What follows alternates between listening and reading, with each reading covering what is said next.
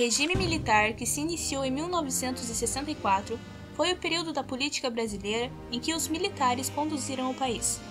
Essa época ficou marcada na história do Brasil através da prática de vários atos institucionais que colocavam em prática a censura, a perseguição política, a supressão de direitos constitucionais, a falta total de democracia e a repressão àqueles que eram contrários ao regime militar.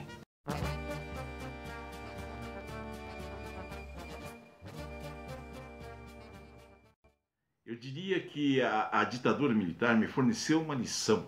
É isso mesmo, me forneceu uma lição. Mostrando na prática, entende? O que significa o cerceamento da liberdade. Essa constatação exerceu em mim uma grande influência. Principalmente no sentido de valorizar e lutar pela liberdade. Entende?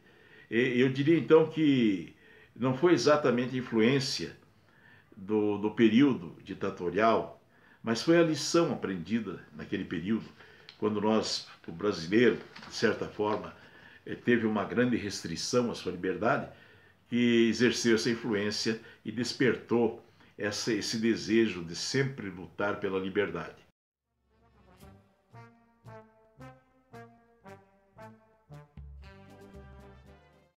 Muita coisa era censurada nessa época, não é? Muita coisa. Na minha visão, o segmento que sofreu a maior censura, sem dúvida nenhuma, na minha visão, eu digo, foi o segmento da imprensa, sabe?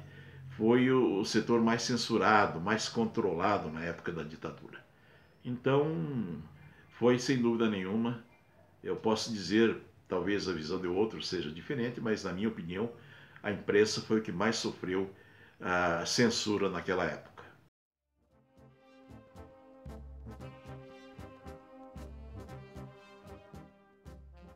As pessoas que desrespeitavam a censura eram, evidentemente, penalizadas. Claro que dentro das devidas proporções, né? Mas chegando, em muitos casos, ao extremo de pagarem o desrespeito, a desobediência com a própria vida. As torturas, então, eram constantes e rotineiras. Isso aí sempre a gente via nos noticiários e acompanhava, né? Na medida do possível, que constantemente as pessoas eram torturadas, e, enfim. Para aqueles que desrespeitavam as determinações, realmente sofriam pena sim.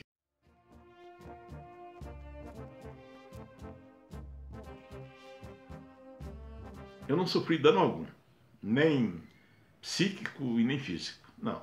Até porque, durante a ditadura, os mais visados eram aqueles que se evidenciavam, né, aqueles que se manifestavam contra as determinações impostas. Eu também não conheci pessoalmente assim, ninguém que tenha sofrido tortura.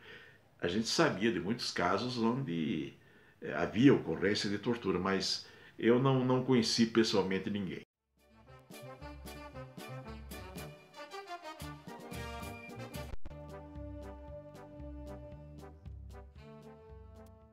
Realmente nessa época surgiram vários movimentos de pessoas, principalmente jovens estudantes, né, que revoltados, eles organizavam-se em grupos para lutar pela defesa dos seus ideais, daquilo que eles pensavam, né? Inclusive aí foi o foco que deu origem até aqueles grupos organizados que usavam estratégia de guerrilha e tal, até bem conhecido de todos, né, atualmente, né? E esses movimentos, eles surgiram então, aí dentre eles até uns grupos radicais. E eu diria assim que um dos movimentos que mais foi popular, o que mais produziu resultados, vamos dizer dessa forma, foi o tal VPR, né? Vanguarda Popular Revolucionária. Esse grupo, com táticas de guerrilha, ele lutou, eles sequestravam, assaltavam bancos como todos eles, né? Mas eles, assim, digamos até de uma forma negativa, se for o caso, mas eles foi o grupo que mais se evidenciou, na minha opinião, e que mais impactou, né? Trazendo resultados. Nessa época, então, foi esse grupo que, embora usando essas táticas de guerrilha, e o crime, né, na verdade, mas eles foram os mais marcantes da época.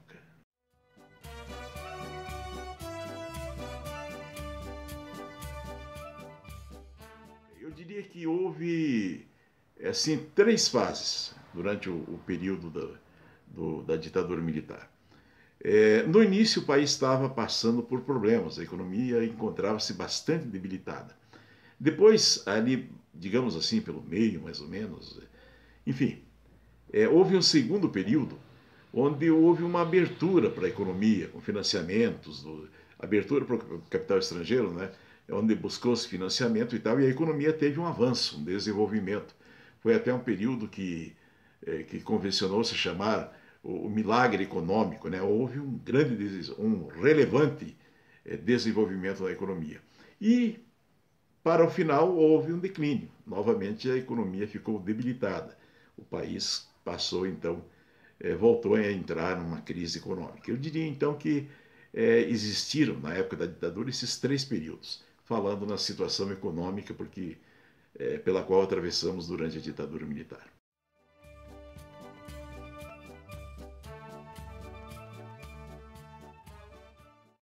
Bom, a relação do Brasil com outros países nesse período, para mim, foi bastante tumultuada. Até porque, na época, o mundo estava dividido entre duas grandes potências, superpotências, né? De um lado, o capitalismo, representado pelos Estados Unidos, e de outro, o comunismo, representado pela União Socialista Soviética Russa, né? Então, nós vivíamos, naquela época, essa grande divisão, o mundo dividido por essas duas potências. E isso, logicamente, refletia no relacionamento nosso que pendíamos para o capitalismo, os Estados Unidos, digamos assim, claro, totalmente contra o comunismo. Agora, essa explanação, para fazer isso, nós dependeríamos de um mergulho na história, né? E mais tempo e espaço que nós não temos aqui, para que a gente pudesse fazer uma explanação mais profunda.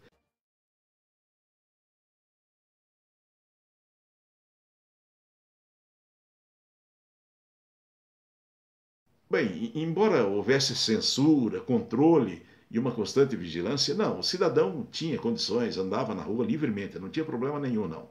Não, por mais que houvesse a presença de militares, ninguém era constrangido, o cidadão tinha plena liberdade de andar pelas ruas.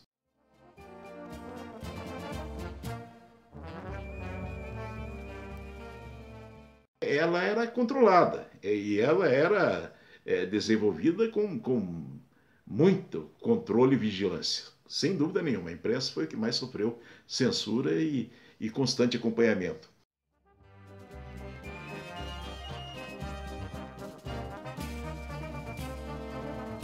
As mudanças marcantes que ocorreram, digamos, desse período foi o desenvolvimento eu acho assim, de cidadania implantado no povo brasileiro de um modo geral,